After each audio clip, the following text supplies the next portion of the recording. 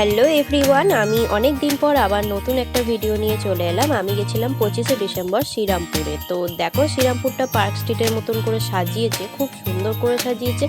গিয়ে তো খুব এনজয় করলাম আর প্রচুর ভিড় ছিল। আর এখানে ইমন চক্রবর্তী এসেছিলো, দেখো ভিডিওতে দেখতে পাবে তোমরা। তো আমরা এখানেই ঘোরাঘুরি করছিলাম, তারপর একটু কিছু খাওয়া দাওয়া করলাম, দেন বাড়ি ফিরে এসেছিলাম। তো চলো ভিডিওটা দেখতে থাকো। আর তোমরা কারা কারা কিন্তু শ্রীরামপুরে গিয়েছিলে সেইটাও কিন্তু আমাকে কমেন্টে জানাবে, আর কেমন লাগলো ভিডিওটা সেটাও জানাবে। চলো দেখতে থাকো। আসছি আবার নেক্সট ব্লগে খুব তাড়াতাড়ি।